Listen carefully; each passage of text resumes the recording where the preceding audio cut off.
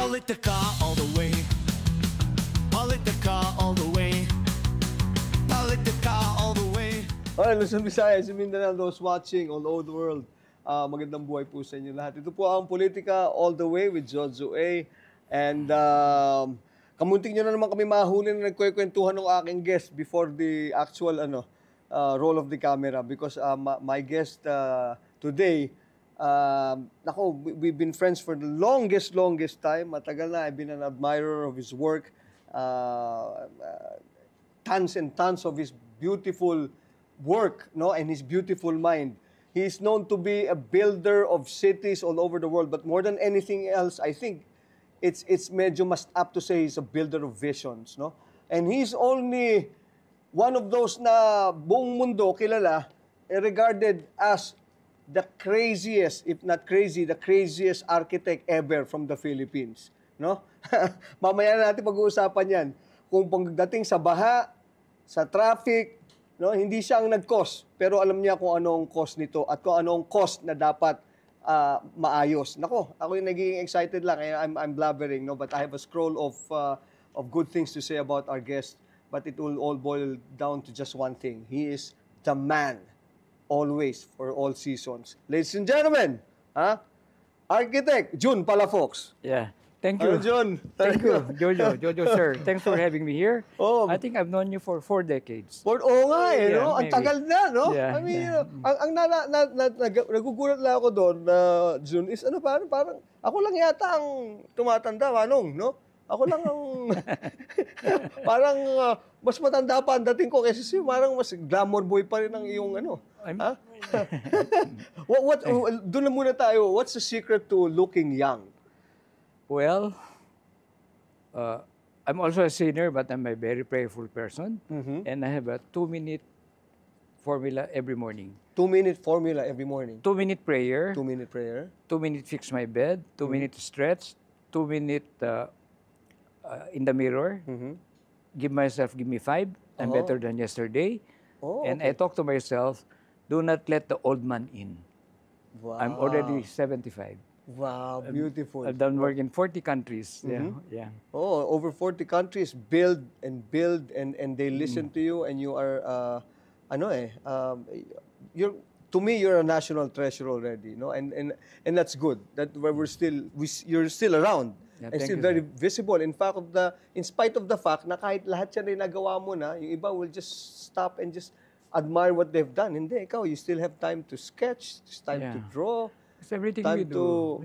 Everything we do, I call it pro Deo, patria et terra, for God, country, and planet Earth. Wow, for God, Country and planet Earth. Yeah. Oh, let's get this out of the conversation agad. Kasi baka magulat sila. Why do I call you one of the craziest architects ever? Actually, hindi ako nagsabi niyan, ha? Yeah. Mga Harvardian pa ang nagsabi niyan. So, bakit na to nagkaroon ka ng ganyang moniker? There Moniker. was a project for a proposed 6-star hotel in Subic, and we had a contract $1 million. $1 million. Then I was instructed to destroy 366 70-year-old trees. 366 70-year-old trees. So, ang lalaki na niyan. Talagang... I returned the contract. My conscience could not accept it. So some international media, CNN Atlanta, BBC London, Al Jazeera in Doha, and other international media, they called the crazy architect in the Philippines who gave up $1 million to save the trees. First time in the world. First time in the world. And it's so nice because after that, I got so many foreign investors. They chose me because of sticking to a principle, giving up $1 million to save the trees. And I got sued 50 million pesos. Yeah. But after that, I became a preferred architect, even the largest mosque in the country, Sultan of Brunei, Cotabato, the State Department, 6 projects in 5 countries. We're the only non-Americans invited, and we won $1 billion investment in Clark from Kuwait investors. I got it also, among many others, because of that incident, giving up $1 million. And people ask me, how come I was so courageous? I said, if you are deep in your faith, you should not be afraid. If you read the Bible, 366 times it says, do not be afraid, fear not, do not be anxious. That's right. That's right. And- And we have 365, 666 Exacto. days. Exacto. No? So every day, if you are with Him, Yeah. it means that you should not be afraid You for as should not long as afraid. you were with Him and you do Yeah. the right thing Yes, and sir. with Him in mind. No? I also spent 4 years of my life in the seminary. And we were Buti taught, hindi ka nagpari pala.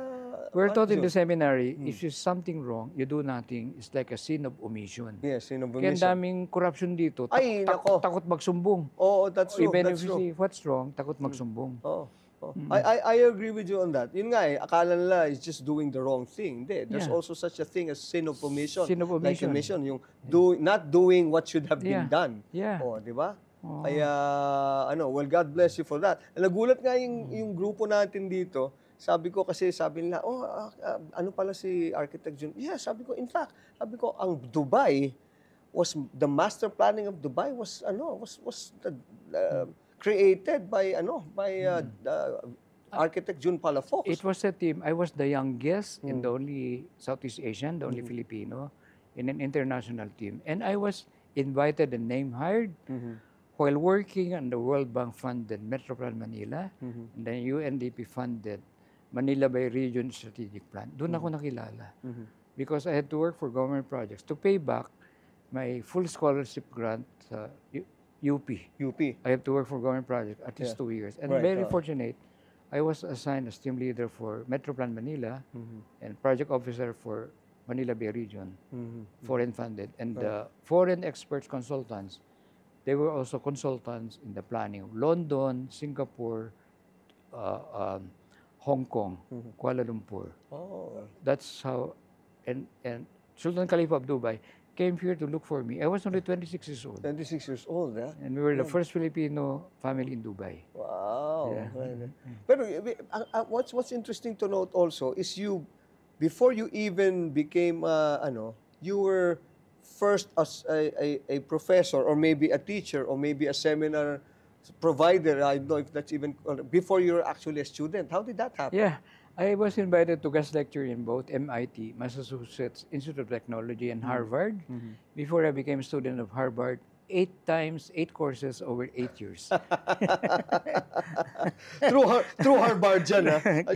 Tsaka, yan kahit puntahan mo doon, di ba, merong mga, sa ibang politiko natin mention din, merong mga, hindi, sa Harvard ka ba? Or ganyan, pero chismis na lang yun. Wala, lahat naman tayo, But anyway, we're not here to talk about Harvard and all. We're here to talk about yung issues of the day, which I feel I've only heard from you for longest time. Sinasabi ko nga sa ating mga kababayan, mga nanonood sa atin, 40, 50 years ago, if we listened to Architect Jun Palafox, wala sana tayong, o nakapag-prepare siguro, no? Nakapag-prepare tayo for flooding, for floods, for traffic, the horrendous traffic. Let's talk about first yung immediate problem natin of flooding. Yeah. Yan. Yeah. In fact, nung Ondoy, 2009, Jarjus Bondok, from the media, called me up. I was in Dubai, alas 5 na umaga, and he told me some people were blaming God for the floods in Ondoy. 5 o'clock in the morning in Dubai, 9 o'clock here. I said, it's not an act of God, but sin of omission of men and women running our country. The next statement, by the way, you are on the air. So when I came home, the President and President Gloria invited me to Malacanang. So explain to her. The solutions are there, not yet implemented. The solutions, mid-70s pa, nandun yan. Like the Parañaque Spillway, dredging of Laguna Lake, etc. Nandun yung solusyon. Hindi pa nagagawa. And she listened. And she approved our 60 recommendations with a 10-year program. Unfortunately, succeeding administration hindi na in-implement. Like dredging of Laguna Lake, Parañaque Spillway. Nangyari doon, if I remember the figures right, Ondoy, 4,600 cubic meters per second bumagsak sa kinalbong mountains. 4,600 cubic meters per second. Capacity ng Pasig River, 600 cubic meters lang. So saan napunta yung 4,000 cubic meters per second? Binaha 90,000 hectares of urban land around Laguna Lake, Marikina Valley, and low-lying areas of Metro Manila. You know what's 90,000 hectares of urban land? Malaki pa sa Singapore. Singapore is only 73,000 hectares. Kasi hindi dinres yung Laguna Lake, hindi ginawa yung spillway. Kaya hindi makalabas yung tubig.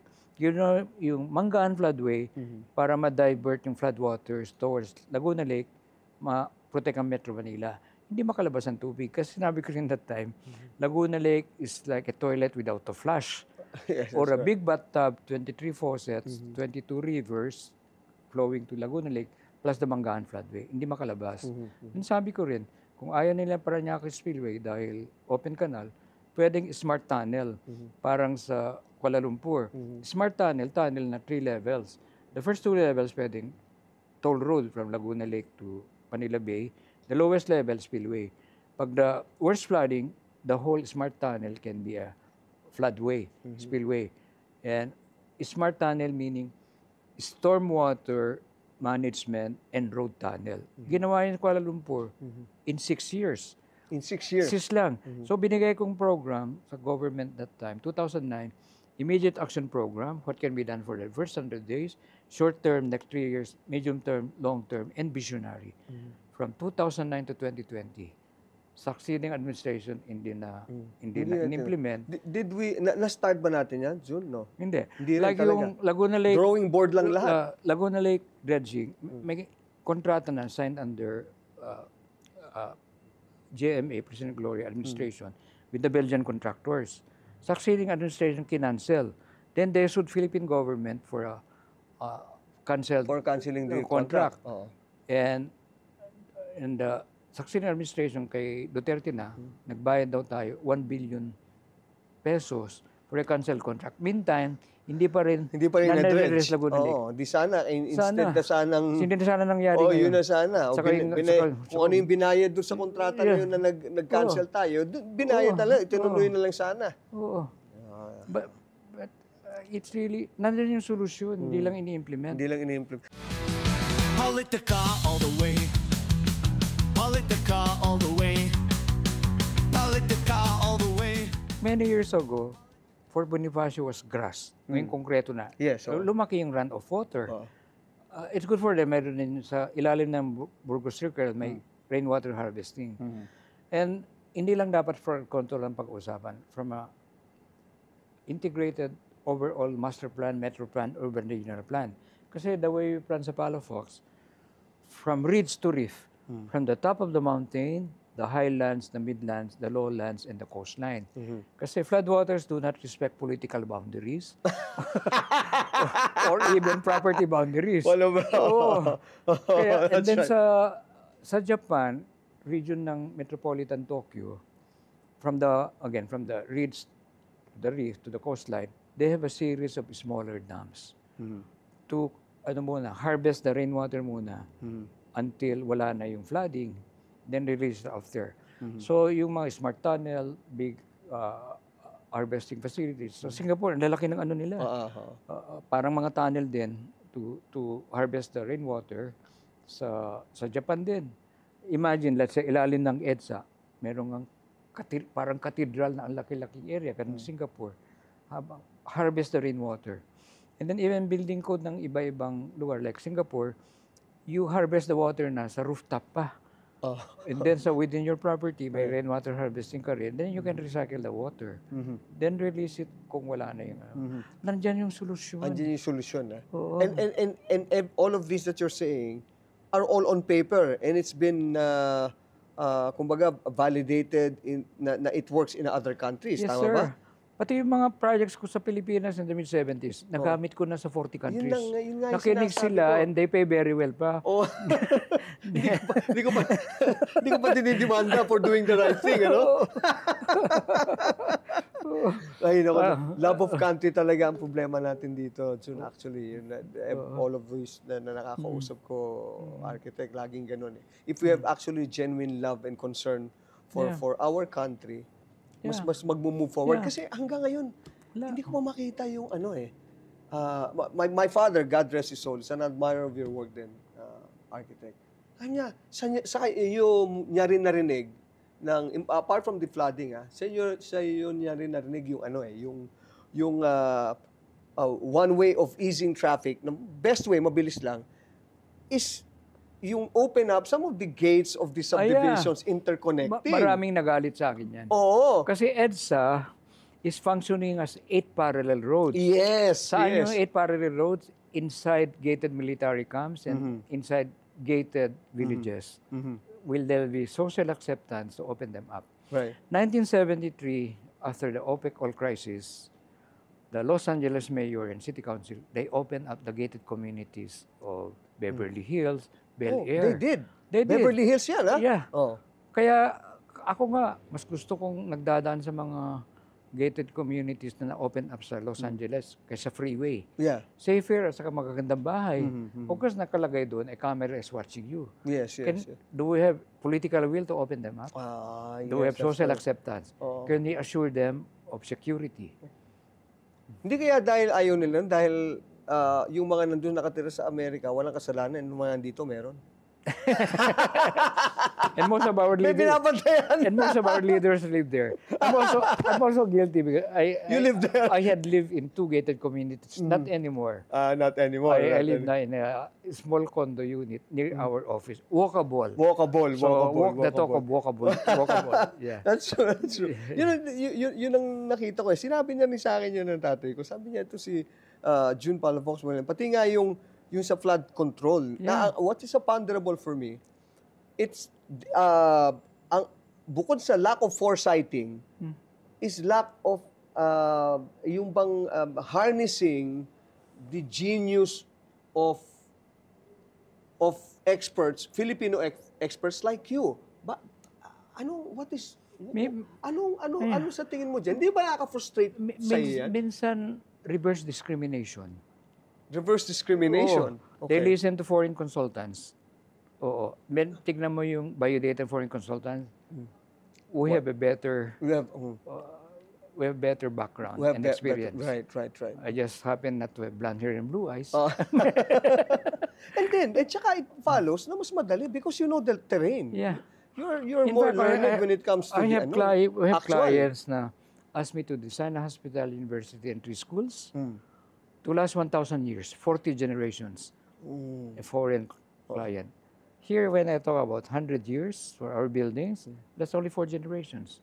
We even design schools elsewhere in the world for an earthquake that never happened, magnitude 10.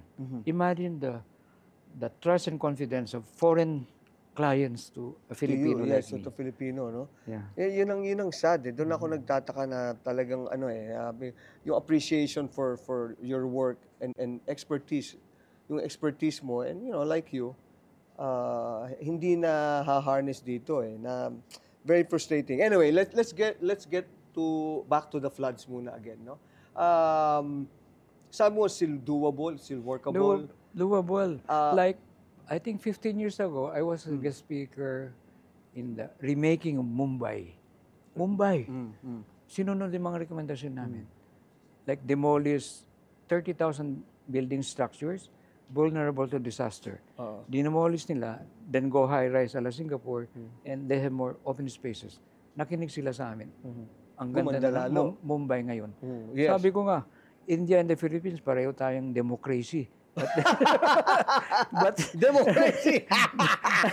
but parang they have more stronger political will and visionary leadership. Yeah. And better appreciation of good urban planning, good design like architecture engineering. Imagine, who recommended me to be speaker there? Council for Tall Buildings Urban Habitat, headquartered in Chicago. All the speakers, Europeans, American, he came a Filipino Except for speaker. Filipino, Remaking of Mumbai. And well, my kudos and my congratulations to Mumbai for getting the right person for the Dubai, Mumbai. di ba? And- Dapat dito mabuhay. Dapat dito para may high lahat, di ba? Kaya Maybe gawin na rin natin Rome, remaking of Metro Manila. pwede. I read somewhere na if my memory will serve me right, ang alam ko niyan, as far back as early 1900s or 1920s, this Burnham guy. Yeah, 1905, Daniel 19 Burnham. Yes. Daniel Burnham. Yan. Daniel Burnham, City Beautiful movement. We were following the City Beautiful plan ni Burnham, while the Americans were here. Yes, where the Americans were here. Correct. And then, when we became a strong republic, tinapon natin Burnham Plan. We copied erroneously Los Angeles. And Los Angeles was planned for the automobile, not for the pedestrian. Right, right. Public transit. So And talagang and then bumalik yung colonial town planning ng Spaniards. The town plaza, around the town plaza, the church and the municipio, in the houses of the Ilustrados and the Principalia. The peasants, the Indios, and the Sanglais away from the plaza. Intramuros, for the Ilustrados Principalia, the rich and powerful, inside the walls, intramuros. Extramuros, outside the walls, the Indios, the Sanglais, and the natives. Ganun pa rin ngayon. Gated Ganun pa rin. communities for Gated the communities. rich and powerful, the hoi polloi, ordinary people, outside the walls. Kaya, kung saan ako nakatira sa opisina ko, although I used to be chief architect, chief planner ng Ayala Group, yung Makati Central Business District, huwag dapat kopyahin. Kasi the employees of Makati, CBD, are priced out of the housing stock. Kaya they spend 3 hours to 6 hours in traffic. So, 3 to 6 hours a day away from work, away from the family. Kasi planning is balance. Our planning is in balance between jobs and housing. Even national development natin, imbalance. Metro Manila-centric. Kaya we're so motivated when we do projects outside Metro outside the Manila. Metro Manila. Para That's correct. we should plan, our plans, even elsewhere in the world, polycentric development. Many centers. Hindi monocentric, isang sentro lang. Dapat is-spirit. Kaya we're so fortunate na yung Clark, yung Aerocity sa Bulacan, Metro Davao, Metro Ilocos Norte, Metro Vigan, Metro Batangas, nagagawa namin. In the same manner that I think Rizal is also set up for yeah. kasi that's where I live, June. And ko pare, doon I've also channeled most of our investments in Rizal. But of course it's not hindi naman yung malaki. But what I'm saying is I see a lot of potential in it. Yeah. And is there anything upcoming also for Rizal? I think we should have more infrastructure going east. Yes. Kasi the emerging pattern of the urban expansion of Metro Manila the past 50 years was southward, Calabarzon. Yes. Maybe because Alabang to Canlubang. Now because of Clark, the big airport going north. So, wealthier south, poorer north, and forgotten east. I think that's right. we should have towards the east, towards Pacific Ocean front. I've been advocating that. Kasi, maski in the 70s, lungsod sila man. Right. Pacific Ocean, medyo nakalimutan ng going east. And Kaya I wish nga we'll have more. Although we have a project, Real Quezon. Sabi ko sa mayor, Lady Mayor, pareho kayong ocean front ng California. Sabi ko, yes, that's true. Yes. May nagsabi pa pong sa akin, we glamorize the sunset, kaya economy natin sunset. Why don't we glamorize the sunrise like the Japan, rising sun? Right. Tayo daw, sunset. Sunset naman dito sa Kaya Rizal. sunset ang economy natin daw. Dapat sunrise economy tayo. Pwede Oo. Actually, it's a matter of marketing. At Di ba? saka even our, we should have an island economy. We're a group of islands. That's correct. We're not a big mainland. We should be an island economy. And easily accessible because the islands, malalapit lang Yes, naman, sir. of course. Estudyante pa ako, pinipose ko na interconnect the whole Philippines with bridges, tunnels, railways. Yung ginagawang Bataan to Cavite, ako nag-propose niyan long time ago. Pati yung gagawin na rin yung Guimaras, Iloilo, Negros, interconnect the whole Philippines. In fact, 2006, 60th anniversary of the United Nations, pinipose ko interconnecting the 6 continents of the world, railways, bridges, and tunnels. The 6 continents of the world. That's 2006. And then somebody commented in New York, that would have been less expensive than the Gulf War. So, peace and development is less expensive than war and conflict. And then, scenario in Philippines interconnecting all the island. That's 2006. 2013, yung China Road Belt Initiative, they excluded the Americas. China to the rest of the world. So, Try to the rest of the world. so nauna tayo sa Nauna China. tayo, ha? At sa tayo, mas kompleto. Oo. Yeah, on a personal note, Architect Jun, no? Have you talked to the president? Politica all the way. Politica all the way. Politica all the way. I've written him twice to address the hazards before they become disasters. In fact, I wrote a book, panahon ni President Gloria, 60 recommendations. Kay President BBM, 145 recommendations na. 145 na. Oo. And the book I wrote, the thesis is, it's 90% less expensive to address the hazards before they become disasters, aside from saving human lives, buildings, infrastructure, agriculture. Then I asked, how come wala tayong pork barrel for prevention? May, Tama. may sumagot sa akin, Palafox, you were not born yesterday. Pag state of calamity, wala nang bidding-bidding, mas malaking corruption.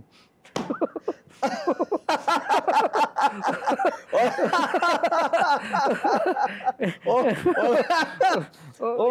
I wish I had my belly. Hindi ko nagsabi niya, na. Siya nagsabi. Tapos, may nagtanong sa akin, corruption sa infrastructure. Sabi ko, tanongin niyo si Mayor Magalong. Sabi niya, 70% now, as high as 70% sa infrastructure project goes to corruption. Gusto corruption. So you can just According to imagine Mayor that Magalong, hindi galing sa akin yan. Baka ma-liable case na naman ako. 30% na lang napupunta sa ano Yeah. no? Sa So sabi ko actual nga, structure. let's say kung sa contractor, minsan may mga contractor nagsusumbong sa akin, pero I could not release their names. Halimbawa, yung corrupt politician, corrupt bureaucrat, humingi ng 40%. Sana ibabawas ng contractor yung Of specifications. course, the specifications. So. In fact, nag-comment ako nung after Yolanda, I saw na helicopter, kasama ko si Senator Ping Lacson, rehab sergeant. Mga bahay ng mga mahihirap, the poor, talagang sirang-sira. And then may mga government buildings nila, twisted yung mga, nila, steel bars. Tapos I saw the cementerio, mausoleum, intact yung mga mausoleum. Na-pick up yung sinabi ko ng BBC. Sinabi, we build monuments for the dead, we cannot even provide decent housing for the living. Nakota ko sa London. Oo. Then I wrote an article sa Manila Times, Corruption Kills. Corruption. Sometimes telling the truth is dangerous to your health. No. Well, I'm so happy that you're still very up and about and sprightly. Hindi ka pa I na-apektuhan think ng... thanks to the chief architect up there. I think the chief architect up he's there. He's still protecting me.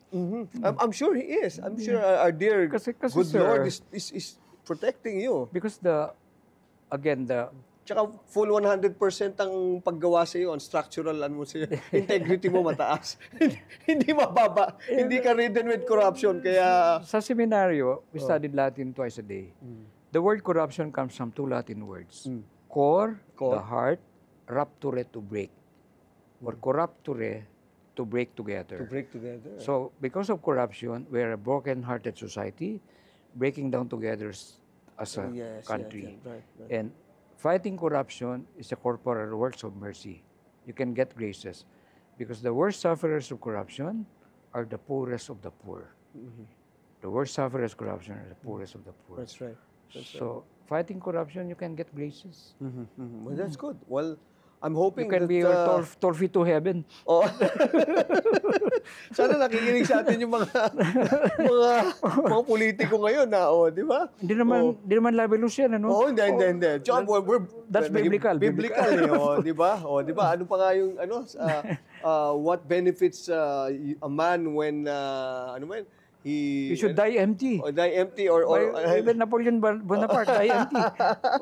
Meron pa yun yung if you and you lose your soul or something something like that, no? And I'm happy you're like that. In fact, mga kapolitika, si architect nadedemanda na, ang dami ng libel, ang dami ng May nag-text pa sa akin, Palafox, sambala ka lang. Umabot na sa ganun talaga, simply because you are I think somebody up your, there and friends in the media, I think, in the bishops and the nuns, the Muslims, the Buddhists, Christians, praying for me. I'm sure they are. When we all are, no? Let's talk about the architect. Itong impending big one, pare ko. Medyo, kasi sinabi mo kanina. Sir, before year 2005, I was talking about it na. Then 2000. Before the year 2000. Yeah. As far back as, maraming earthquakes sa ibang more than countries. 25 years ago. And then, 2004, na-quantify ng JICA na with a magnitude 7.2, 50,000 people in Metro Manila will get killed.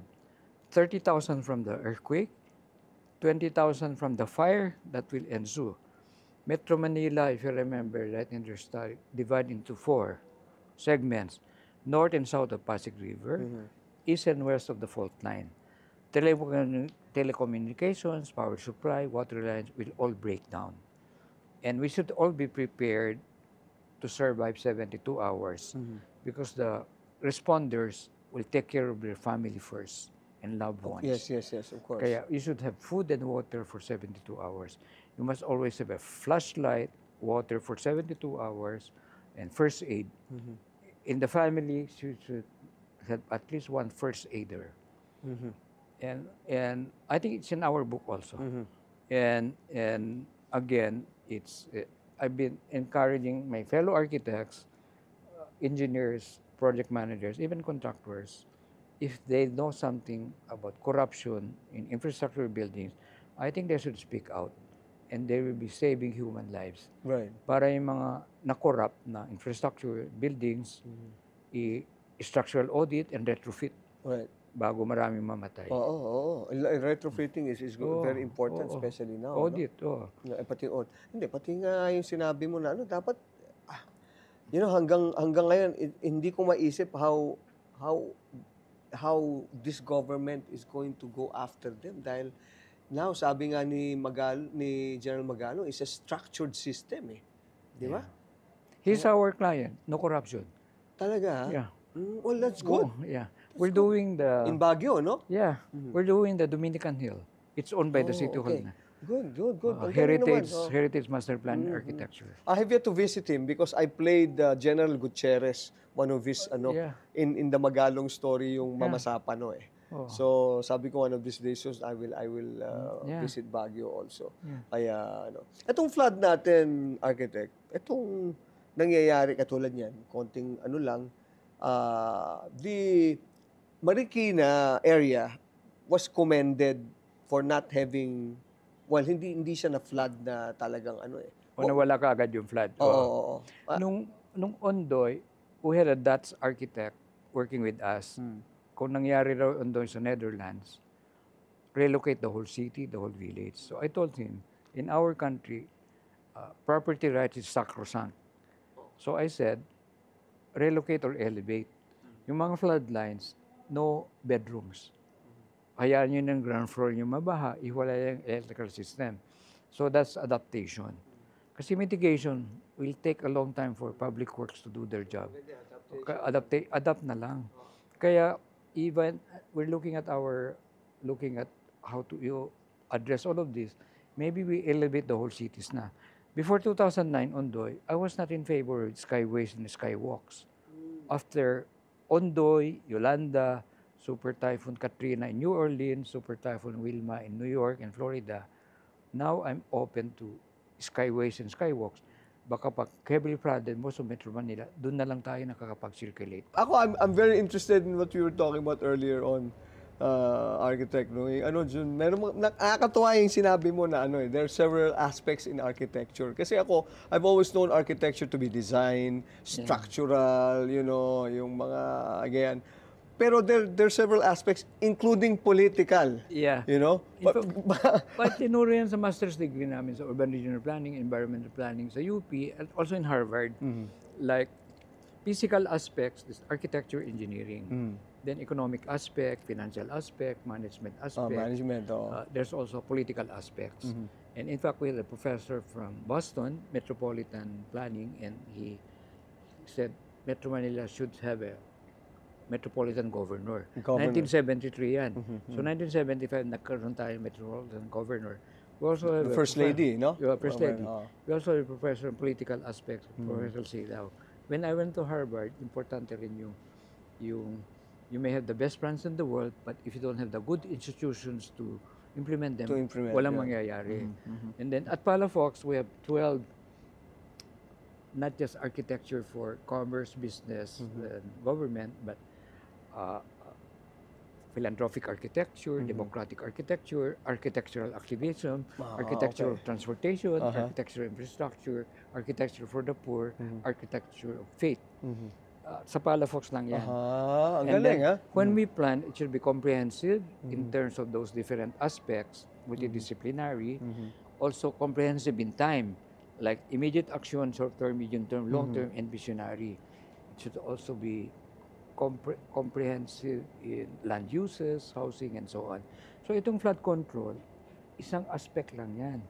We should start with urban regional planning, metropolitan planning, then land use and zoning, then housing, then transportation, then the different kinds of infrastructure, start with water, power, drainage, flood control, sewerage, solid waste management, telecommunications, etc. Then we have social infrastructure, healthcare, education, parks and open spaces, etc. Right. Isang aspect lang yung ano. Kasi the demand side of drainage and flood control is the land use, Yes, transportation, the built environment. Pero yan yung mga yan yung mga physical eh. I'm very interested in the way you mentioned and the way you expounded on the earlier on the side. Yeah. Pati yung smile mo iba nung alam mo yung parang I do not know if it's political architecture or the politics in architecture. Yeah. Yun yung is that what we need? We have to get out of our architectural box. Oh, okay. And okay. Yung ang turo sa Harvard din, break the glass ceiling. Break the glass ceiling and get out of your architectural box. You are architecture for society, Right. not just for your paying clients.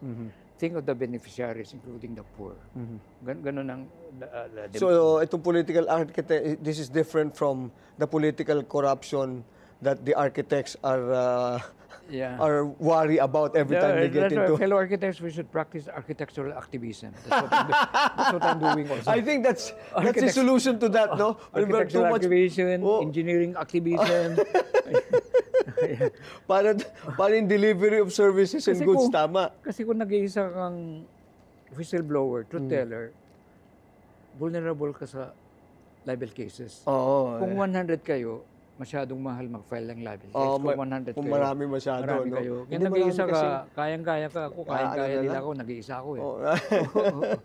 Hindi, pero matibay ka naman eh. Stand alone ka naman, Jun. So, I'm paying for my rent on earth. So you have a better structure up there, no? I agree with you. I've come across also na there was an interview you did a few days back. Tapos, since you were talking about what's happening in the Philippines and not just what's happening, what needs to be done, both in yung hindi lang yung infrastructure natin or the design on what needs to be done for the Philippines to progress and prosper. Yeah. And meron doon na dapat, with your intelligence, your charisma, you're charismatic, you're learned also in politics kahit paano because you've rubbed elbows with them. Had coffee with them have coffee with them every so often. Didn't you ever think of running or maybe become president katulad nung isang ibang netizen na nagsabi you should run for president? Politica all the way. Politica all the way. Politica all the way. That guy is a Phil-Am doctor in Florida. So you know about this also, ha? He watched me now yung interview ko with Pinky Webb. And he said that. But I think I'm more effective in the private sector. So I can say anything. That's true, that's true. I may not survive one day. Then there's a lot of things in politics talaga na na medyo... And I have international commitments also. International contracts and so on. Pero talaga no? I want to enumerate lang. So, coming from your expertise, no, we're not prepared for the big one, structurally. Thanks to the media, may awareness na. But the infrastructure needed, even what we've been telling, we need a structural audit, retrofit, mechanical, electrical, plumbing, architectural, interior, fire protection, etc. okay. I've said that before year 2000 pa. Alright. Inulit ng JICA, Inulit. 2004. And all the 17 mayors nakapirma dun sa document na yun. Pati Philbox nakapirma dun. Itong flood control naman natin, Ano pa? what is the immediate thing that we can Immediate action do? na, maybe all of us citizens, taxpayers, markahan na yung flood line. Okay. Markahan na. Maski poste ng Meralco, yung fence nyo, markahan na. And then, no livable spaces, no bedrooms below that. Then, matagal pang mitigation ng infrastructure, adaptation na lang. Adaptation, And then that is maybe the first we one. No? elevate our cities na with, parang sa, like I just told about Boston, may elevated streets na and promenades, 8 to 10 meters high. And yung mga interconnected streets and promenades, enter on the third floor. Tapos may staircase going to the ground Going to floor. the ground floor. Oo. Okay. Kasi I think na-analyze nila, the planners of Boston shared with us, baka umabot hanggang Boston City Hall yung 100-year flooding. Kaya ina-address na nila. Oo. I came across this article. I do not know kung what your take on this is. Yung since sinabi mo rin na yung way ng river, Pasig River that goes from the east area up to the to build on top of it. Are you for that? Yeah, kasi na-propose pa yan ng American Corps of Engineers 1945. Okay. So matagal na pala to. Yeah, pinopose nila 6 circumferential roads, of which I went to propose 10 circumferential road. Number 10 yung Bataan-Cavite connectivity. Yung radial road number 4, that's Pasig River Corridor, hindi makakakuha ng right-of-way. Kaya So first the Japanese consultants were the ones who proposed it. Then later on San Miguel. And that's connectivity to the east. Kasi most of our infrastructure, north-south, Right. kulang yung east-west. And there are many rivers even in Japan and China. They call it river highways or river roads above. And again, maybe they can be built above the 100-year flooding. And if they are built properly, correctly, and stable, they can be part connectivity in case of the big one. Oh, it's good. Okay. Oo. Yeah. And then we open can- up the eastward expansion towards Rizal, towards Quezon, towards the Pacific Ocean. And all of this is in your book still, or the books that or the things that you have laid Yeah, down for the yeah. president. Yeah, in fact, I'll be writing him again after this. Oh, yeah, good, whether, good, good. Whether he answers or not, I keep Oo, writing. hindi, at least wala kang, there's nothing at the back of your head na, dapat, Yeah, hindi ko sinabi sa'yo, di ba? At least, In fairness naman, the first letter hindi sumagot. Second letter, through the Executive Secretary, Subsecretary Lucas Bersamin, he distributed my letter to the concerned agencies. Ewan ko lang kung anong nagawa yung concerned agencies.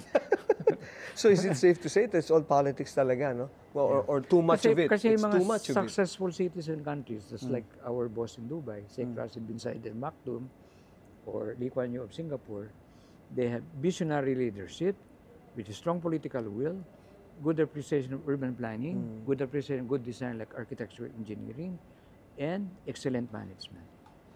Yun. If you have that in a leader, Yeah. then It's, mas it's really leadership and citizenship, yeah, love of country. Yeah. Yun ang importante talaga eh.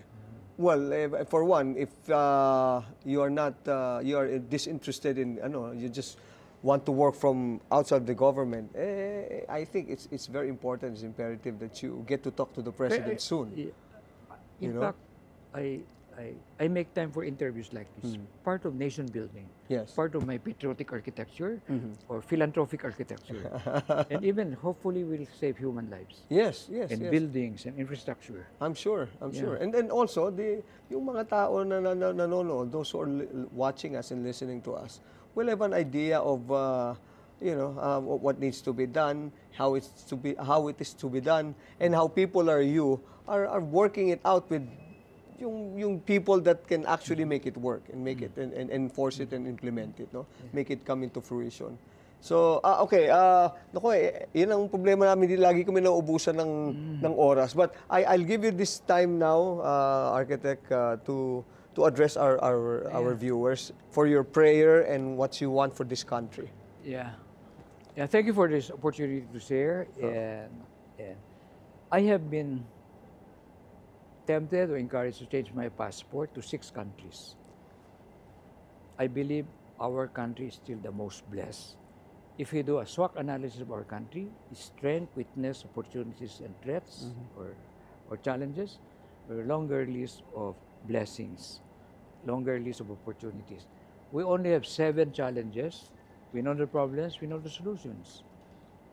Corruption towards good governance, criminality towards better peace and order, climate change towards protecting, enhancing the environment, inequality, addressing poverty, infrastructure, we have to build better and more infrastructure, investments, we need foreign direct investments, and I'm sorry to say, so 3 C's and 4 I's. The 4-letter I is, I'm sorry to say, incompetence. And again, we're so blessed. We're so blessed. And I still believe our country is the most blessed, despite our challenges. Wow. And I believe by 2050, we can be a first world country. And thanks to Asian Development Bank and NEDA, I was hired by ADB to help in the Philippine Development Plan 2023-2028, and I shared how come our development planning in our country is electoral calendar, short-term and opportunistic, not long-term and visionary. So at Palafox, our advocacy now is long-term and visionary as well, immediate action program, short-term, medium-term, long-term, and visionary. Towards 2050, well into 2100, we need 100 new cities that are smarter, resilient, livable, walkable, smart, and so on. We can do it. 100 new cities by 2050. We can have the best practices in the world, and we can implement in there. Then we can be first world country, first world economy before 2050. Thank you very much indeed. Thank you. Thank you. Architect June Palafox, God bless you and God bless the Philippines. We're so happy that, the likes of you are with us. And ito lang sabi ko, I think it's just best to say that with the likes of June Palafox, our dream is his drive, and God gives us hope and more blessings in the future. Yeah. So, thank you, sir, Jojo. Thank you very much, Arnel. Mabuhay po kayo. Politica all the way. Okay, maraming salamat muli to Architect June Palafox, our guest for this day. Just a little bit of recap, sabi po ni Architect, yung floods daw po, sabi nila, acts of God, no? Sabi naman ni Architect, I think it's more than the act of God, should be called the sin of omission ng ating mga those running the government. Yung mga dapat na ginawa ay hindi nagawa. So, hindi po yan act of God, it's more sins of omission. And then he also said corruption kills. At ang naaapektuhan po ay yung the poorest of the poor, because yung sa mga lalo na yung mga bahanggan yan or yung mga structures na nasisira, ang naapektuhan po talaga kasama ang palad ay yung ating pong mga kababayan na medyo dun po sa poor sector, no? And then lastly, yung sabi niya, he almost changed his passport 6 times, meaning ayaw niya na sana sa Pilipinas, no? Pero sabi niya, he still believes in our country and there's still hope for our country, and let's all pray and hope for the best all the time, no? Diyan po nagtatapos ang Politika All the Way. Lagi po natin tatandaan, diskusyon po lamang, hindi po to away, opinion, hindi po to personalan. Ito po si Jojo A. Peace and love. Politica all the way. Politica all